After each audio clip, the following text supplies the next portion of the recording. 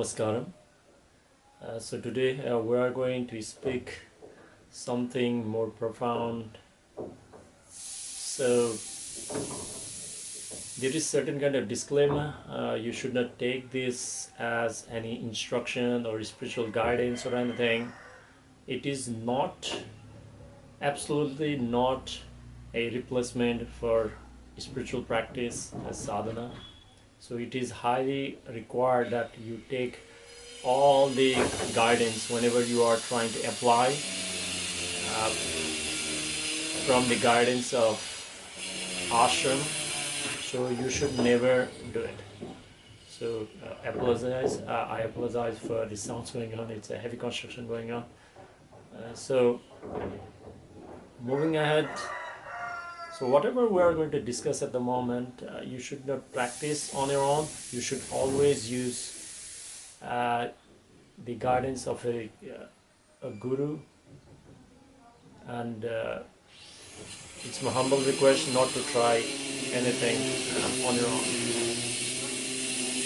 So the today's subject is the mantras, the possibilities of using a mantra, and the precautions why it is so. So as you can hear today, like there are some noises going on, there's a construction going on and everything. So somehow, like at least in your ear also, like it is having some influence. So basically what we mean by the mantra is basically a certain sound. If you have watched some of the videos of Sadhguru, he goes extensively on uses of mantras and everything. So how the mantra basically works and functions and everything is basically, before we go into that one, we need to understand a little bit of science behind this. In a simple terms, like how we understand, each of us has gone to the elementary school or like the primary school, and we have studied science and physics. So if we look from the perspective of from our body, I can tell this is me, this is the camera, and you are the one who is actually watching this video. But if you look from the physical point of view, all the material or everything that is matter can be divided into basically three parts. These are basically the solid, liquid, and gas. So the only difference between the solid, liquid, and gas, if you look from the perspective of the science, each and every matter is made up of molecules. So what we call as myself here, as you can see, it's a body that is has got like a densely packed molecules. And even like if you look the rock or diamond or something, they are actually more packed and dense than us. And similarly, the air we breathe, which is the the gas state, it does not actually have two densely packed particles or the molecules. Similarly, the water is actually or the liquid or the water state actually falls between the two, the solid and then the gas. So why I'm telling you this is because whenever I'm uttering a sound or making a sound, that basically means the movement of the teeth and tongue and like a throat and everything. What actually it does is I'm actually generating some kind of energy which is actually being propagated through the molecules.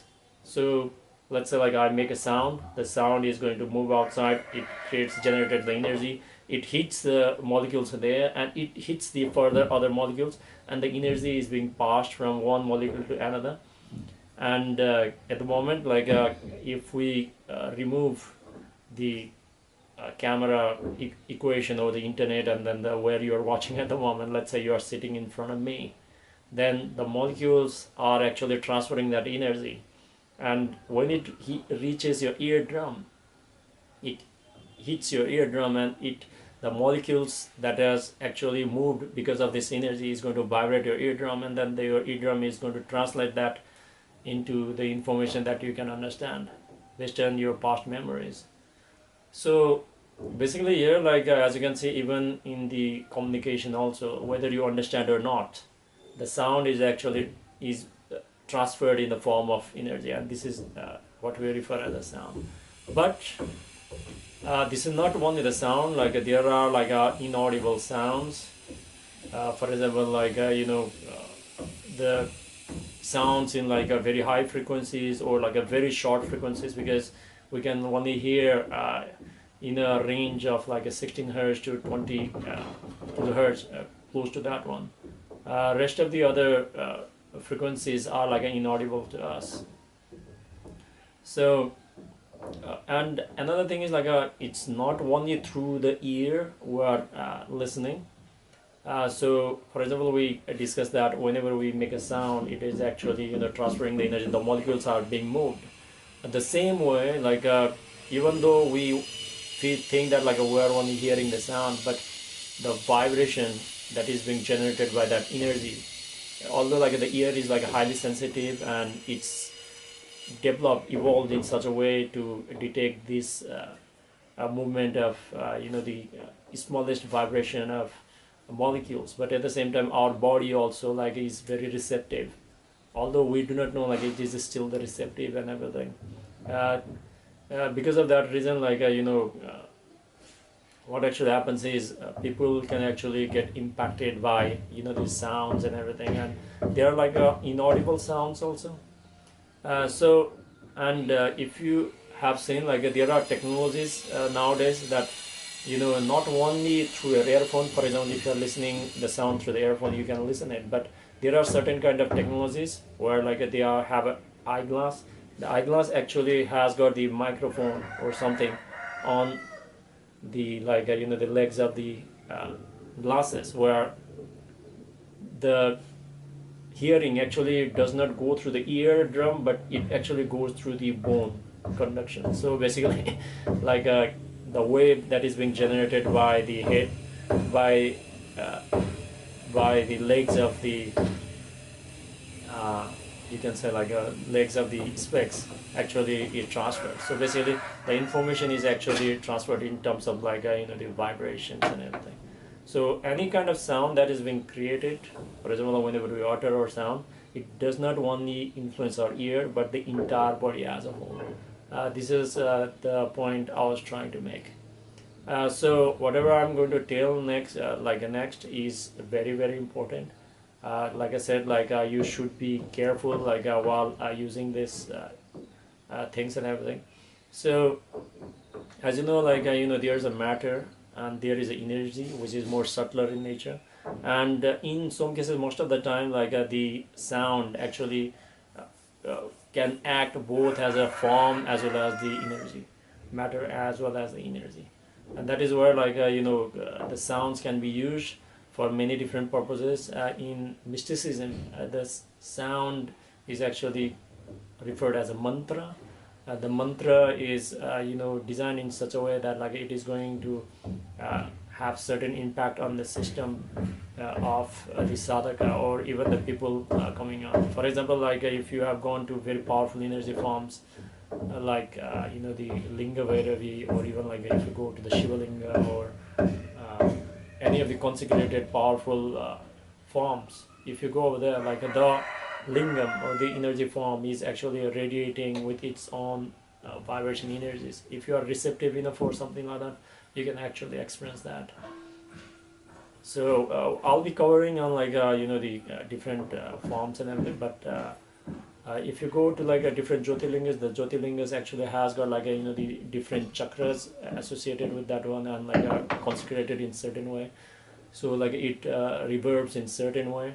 The dhanalinga, the only one linga that we know of belongs to is in the Isha Yoga Center on the foothills of Velangiri Mountains, consecrated by Sadhguru, which actually has got like all these 7 chakras over there. So they actually reverb certain kind of sound also, like which is inaudible, but we are using a sound as a way because it's a reverb of energies, but there are actually sound, like even though not audible to the ears, but it's still perceptive by our body. Like if you are receptive enough and you have done sadhana or certain kind of spiritual evolved state if you are in. But even if you are not evolved to that state, you can make use of the mantras, and you can go about it. For example, like how the mantras came into being and everything is actually a lot of science and a lot of awareness and gone into that one. For example, like if you utter the Sanskrit language, for example, like if you start utter like ka, kha, ga, ga, nga, cha, cha, ja, ja, ya, and so on. If you do it, and just watch into your palate. If you watch into the palate, like if you see, it is just like the keyword goes in a sequence. For example, like ka, ha, ga, ga, nga, cha, cha, ja, ja, ya, ta, ta, da, da, na, and then like that way. Like it is actually, your palette looks like a keyboard in an organized manner. It's not like the random thing in your like a computer keyboard, but it actually goes in a very organized way. Why it is so is because I'll be like speaking about that. For example, like the energy body or the pranamaya kosha. If you have watched Sadhguru's video, like and his discourse, you have got like a different energy channels, and out of them, like the main energy channels are three, which are known as the Ida, Pingala, and Shushumna. And out of that, like and there are like the seven main energy junctions or the chakras, and each chakras has got its own like a different network of nadis, which actually is like spread throughout your body. And this is how like the prana is being distributed throughout the body, and they meet at like a certain energy points. So basically, like each of these chakras and each of the nadis has its own something known as the sound associated with that one, and this is known as the Mula Mantra. And it is very dangerous, like if you do not know how to use it, because Sadhguru has mentioned that whenever you are working with the foundations or the fundamental forces of your life, you should be very, very careful. And this is where like if you have watched one of the videos in the past, I've also mentioned that one of the Annas actually, before coming to Isha, had practiced some of the Buddhist tantric mantras and everything for extended period of time. If you do that kind of stuff, it can actually like imbalance your energy system or even damage it. And even Sadhguru has went to the length in one of the discourse of book, like he has mentioned that some people, like if the energy body is damaged in a certain way, like it's not fixable in a life or lifetime, or like it requires like a lot of external support, or like should be given certain kind of period of time, because as much as I've understood that like the impact on the energy body, whether it is like in a good way or a bad way, is more persistent than the physical damage or like physical health in the body, because your physical body can be like damaged very quickly, and it can be recovered very quickly also. But in terms of like your psychological foundation and your energy body or the pranamaya kosha is actually like a more enduring. So they are actually in like different wavelength, I would like to say, in terms of analogy. So basically, like I mentioned that like each of the words like a ka, kha, ga, ga, and all these Sanskrit words, they are actually associated with like a different the nadis that is actually connected to the main energy chakras and everything. So that is why like whenever you have been initiated into something, or like if you have been asked by the ashram that like okay, you should not be chanting this mantra, or like you have to use only in the ashram, you should not do it at home or something, there is a very, very important reason behind that one. Anything like that mantras like that has been chanted without proper understanding or like a proper discipline, it's very dangerous. And another very, very important thing to keep in mind is basically the way you utter a mantra. The pronunciation is very, very important rather than the meanings. Like Sadhguru mentioned that meaning is just used so that like a person who is uttering the mantra can relate, or like a people who can actually listen to the person who is uttering the mantra can relate, so that like you can focus. So it is actually like part of something known as the dharana. So you just need to focus, and you are attentive and aware what is going on. But the utterance of the sound is very very important, because each sound, as I mentioned, that since the mantras are actually the words, the letters of the Sanskrit words, which has been actually come out of that, actually are actually the Mula Mantras for each of the the nadis. So every time you utter it, if you repeat it for a long time, you can actually activate it, but it requires a lot of discipline. You cannot do it just by listening to me, or watching some other videos, or downloading a book, or buying a book, or don't try to become a book yogi on this one, because the damage can be irreversible also in some cases. So it is my humble request, and you should get initiated into this one. And if you know, there is something known as the Guru Puja, which is was only available for the brahmacharis in the ashram initially, but it has now been open to the Isha meditators also. So if you go into that program, you'll be initiated into certain kind of Guru Puja chants, the mantras, which can actually invoke, and it's not only beneficial for you because it's a sound, like I told you that the sound is basically you generate certain kind of vibration and everything, and then it is going to have influence everything around you. And that is the main reason that even though you are initiated into Isha practices, if you are participating in a Guru Puja, if you are not initiated, it's better you don't utter it, because it can have some influence on you. If you do it repeatedly or something, if you have pronounced it wrongly or something, this kind of sacred mantras has to be initiated. It's okay for you to sit in that ambience that has been created by the mantras, but you should not utter them unless you have been initiated. This is the the potentials and the possibilities, and then the precautions you need to take care. The possibilities are endless, like I said, that you can open up different dimensions within you just by uttering some mantras and everything. But mantras are not the end goal. Mantras are there to assist you in your growth and everything, but eventually once you have reached a certain state or something, you have to take the final step of the way of the silence, because the silence itself is a sound of the creation and everything. And it may sound funny, but or something like that, but once a while I was working as a consultant, and then I had to go as the visiting guest professor at one of the top private colleges in northern India. I met one of the students, and the student came to me, and then he actually, because of my some inclination towards spirituality at that time, I was just following the Buddhist meditation, and for me mantras was out of the question at that time. I didn't knew what mantras are capable of.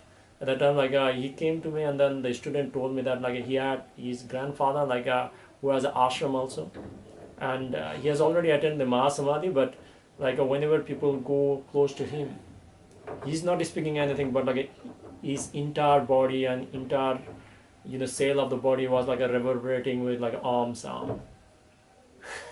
Now when I look back, it is insane and crazy. And then if you go to very energy powerful places, for example, some of the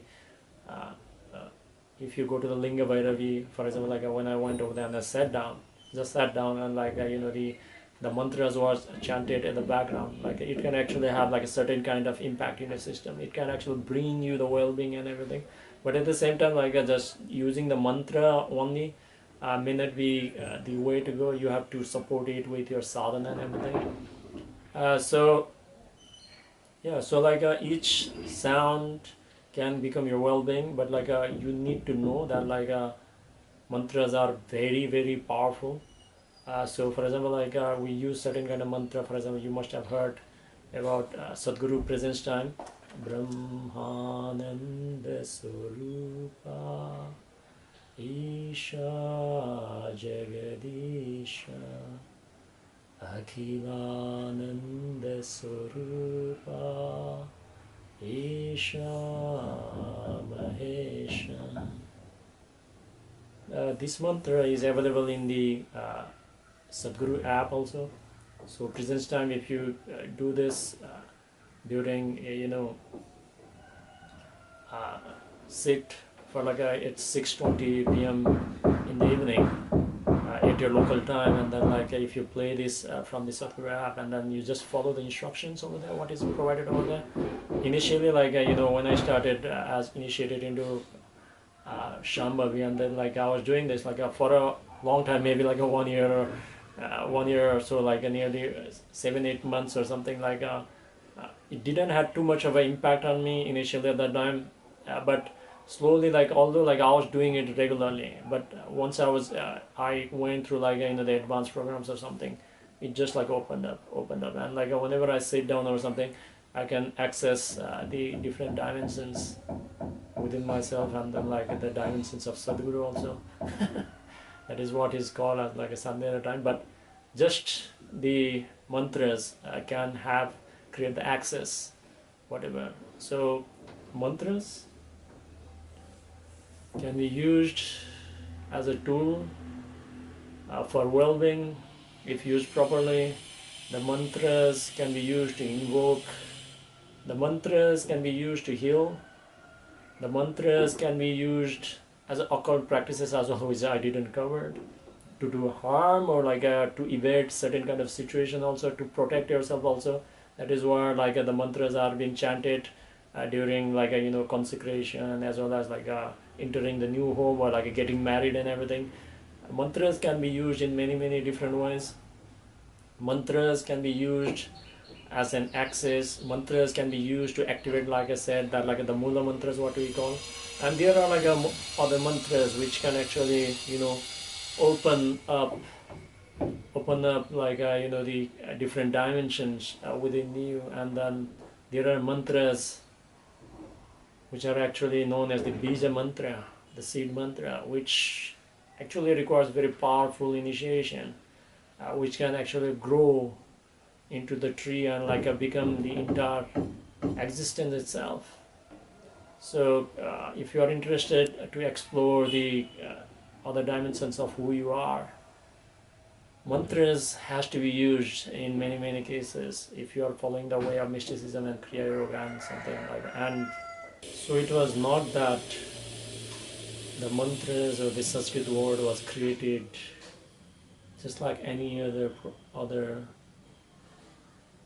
languages, but Sanskrit language actually came out through the exploration of the deeper dimension of who we are. So the people who dived within themselves, when they explored what all this, the mechanism is all about, while exploring the pranamaya kosha, they found out that each nadis had its own reverberations, and they identified the sounds associated with that one. So by figuring out those sounds, they created the entire system of Sanskrit, or the mantras, which is now known as the Sanskrit language. So just by uttering each sound, you will be able to activate your chakras. But like I mentioned earlier also, you should not be doing this on your own. There is a proper way. And if you want to explore that possibility, initiation and guidance from a guru is very important.